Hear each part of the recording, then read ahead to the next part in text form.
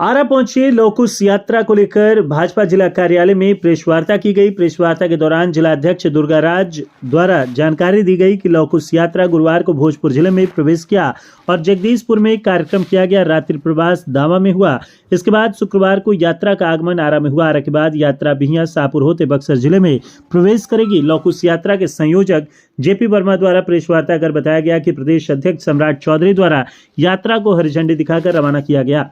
यह यात्रा पटना, छपरा, सिवान, चंपारण सहित कई जिलों में होते हुए आरा पहुंची है और आरा से निकलने के बाद बक्सर के बाद उत्तर प्रदेश में प्रवेश कर अयोध्या पहुंचेगी। हम बिहार के सभी जिलों में यात्रा के माध्यम से अयोध्या का संदेश देने आए हैं। 500 वर्षों बाद प्रभु श्री राम अयोध्या में विराजमान हो रहे हैं। हम सभी लौह कुश समुदाय के लोग राम जी के वंशज हैं और सभी लौह कुश समाज इस उत्सव को बहुत धूमधाम से मनाएंगे। देश के सभी सनातनी घरों में 22 जनवरी को दीपोत्सव होगा।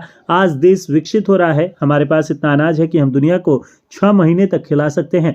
देश में प्रभु राम पर सवाल उठाने वाले मूर्ख हैं। सभी देशवासी सहित विदेशी लोग भी इस उत्सव को मनाएंगे। रथ यात्रा में नितिन पटेल, सतीश कुशवाहा सहित दर्जनों यात्री भी शामिल रहे। वहीं प्रेस वार्ता में जिलाध्यक्ष दुर्गाराज के अलावे लौह कुश रथ यात्रा के संयोजक जेपी वर्मा के साथ भाजपा नेता सूर्यभान सिंह ने भी पत्रकारों को संबोधित किया।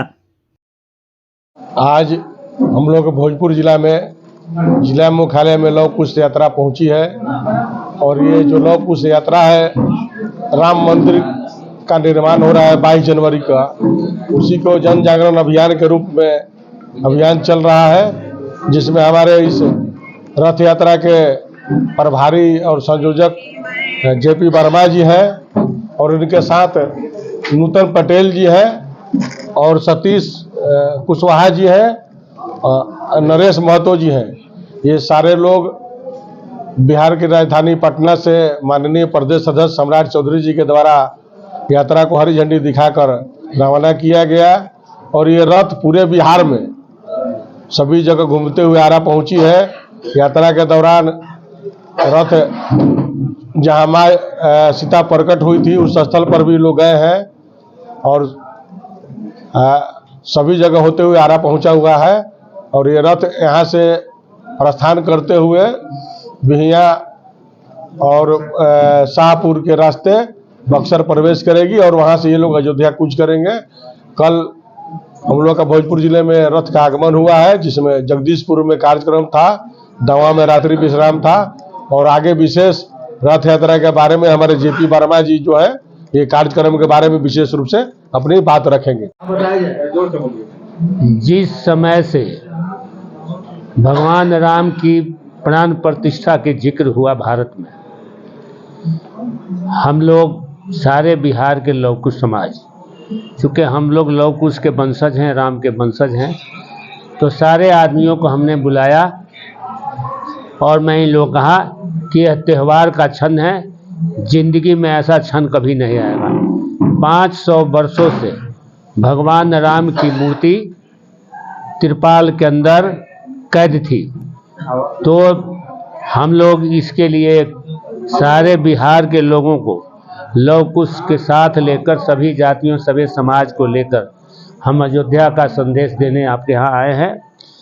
तो ये हम लोग इकट्ठा करके सारे लोगों को एक रथ निकाले। बिहार के प्रदेश अध्यक्ष माननीय सम्राट चौधरी जी इसका झंडी दिखाए। वहाँ से होते हुए यह रथ छपरा, सिवान, वाल्मीकि नगर, मोतिहारी, सीतामढ़ी, समस्तीपुर, दरभंगा, मधुबनी आगे होते हुए भागलपुर, कटिहार, पूर्णिया, शेखपुरा, बिहार शरीफ जो है नवादा, गया होते हुए सासाराम आपके यहाँ मैं आया हूँ। मैंने अनुभव किया सारे बिहारों में कि लोगों में एक ऐसी आध्यात्मिक ऊर्जा हो गई है। कौन सा अद्भुत चमत्कार हुआ है। एक बच्चा है, वो भी हम लोग चलते हैं तो नमस्ते प्रणाम, जो मुझे प्रणाम करता था वो बोलता है जय सिया राम। जहाँ जाते हैं लोग जय सिया राम बोलते हैं। तो अद्भुत बात है, आप लोगों को बताना चाहता हूँ।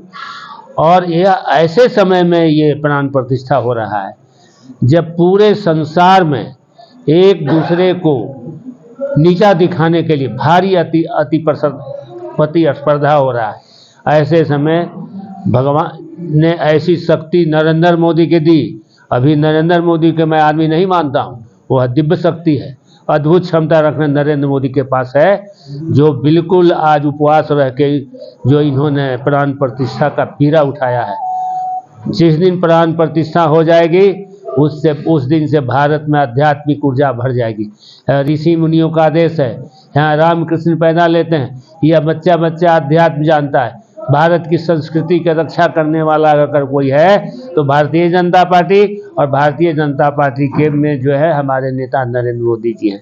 तो ऐसा त्यौहार का समय मैं आप लोगों के माध्यम से कहता हूँ कि उस दिन अपने घर में हवन करें, भगवान राम के सामने से हवन करें दिन भर, ताकि भारत की शक्ति में जहाँ हवन होगा ईश्वर का वास है।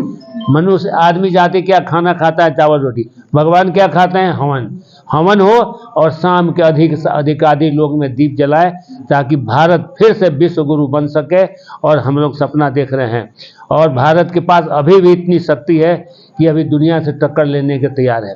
पहले हम अमेरिका से गेहूं मंगाते थे, अब भारत के पास इतनी शौक है अनाज को कि पूरे संसार को 6 महीना खाना खिला सकती है। ये भारत की शक्ति है, और भारत की एक बच्चा ही अध्यात्म से ओतप्रोत है। और यह क्षण अद्भुत है, इस क्षण में एक एक व्यक्ति जो सनातनी है, जिसके हृदय में भगवान के प्रति प्रेम है, वह उसके में ऊर्जा का सूत्रपात होगा। और मैं बंधुओं कहना चाहता हूं कि यह आप लोगों से भी सहयोग मांगता हूं, पत्रकार बंधुओं से, इसको अधिक से अधिक प्रचार करें, जनता को बताएं। यह भारत के लिए सम्मान का विषय है। भारत के आध्यात्म शक्ति को विस्तृत करने के लिए सनातियों के जो छोटे छोटे बातों में एक दूसरे को आंख दिखाने लगते थे, अब वह समय बीत चुका है, और आप लोग भी सहयोग करें। और मैं अब आप लोगों के आभार प्रकट करता हूं कि जो है आप लोग मैंने हमारे क्या राम। आज हमारे भोजपुर में लौकुश समाज के लौकुश रथ यात्रा आई हुई है, जो प्रभु श्री राम के अयोध्या में 22 तारीख को प्राण प्रतिष्ठा होना है। उसके निवृत्त प्रदेश अध्यक्ष आदरणीय सम्राट चौधरी ने इसकी रवाना किया था। पूरे बिहार के 38 जिलों में 32 जिला से घूमते हुए आज भोजपुर जिला में आए हुए। तो हम सब भोजपुर वासी इनका आपके साथ इनका हार्दिक अभिनंदन स्वागत करते हैं इस लौकुश रथ की।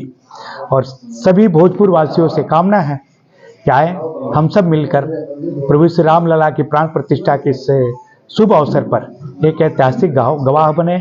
अपने गांव के मंदिर को, अपने घर को स्वच्छ रखें। अपने प्रत्येक गांव के छोटी मंदिर हो, बड़ी मंदिर हो, सब जगह पूजन अर्चना करके दीपोत्सव मनाए। जिस तरह भगवान श्री राम लंका पर विजय प्राप्त करके 14 वर्षों पर आए थे, तो आज तक त्रेता काल से लेकर आज कलयुग तक दीपोत्सव का कार्यक्रम चलता आ रहा है। अब एक नए युग की प्रारंभ है इस कलयुग में। द्वितीय हमारा कहनाम भी है, और सबसे निवेदन है कि हम सब मिलकर 5 से 11 दीप अपने घर में कम से कम जलाएं और एक दीपोत्सव का माहौल बनाएं।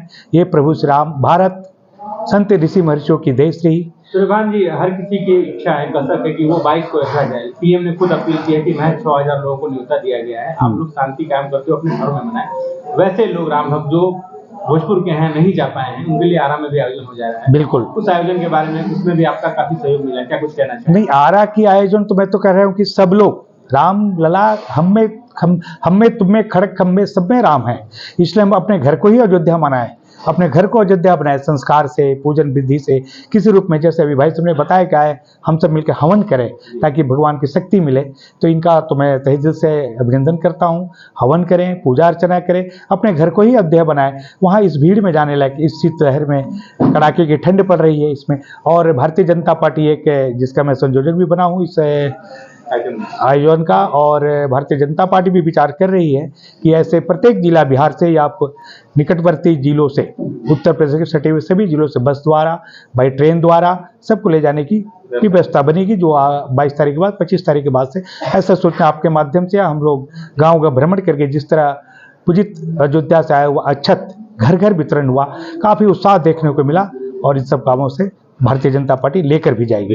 इसलिए आपके माध्यम से मैं सभी भोजपुर वासियों को करबद्ध प्रार्थना करता हूं कि अपने मंदिर को स्वच्छ रखें, और 22 जनवरी को 12 बजे से 1 बजे तक पूजा अर्चन करें और हवन करें। संध्या वाला मंदिर में दीपोत्सव करें, आरती करें, अपने घर में भी दीपोत्सव करें।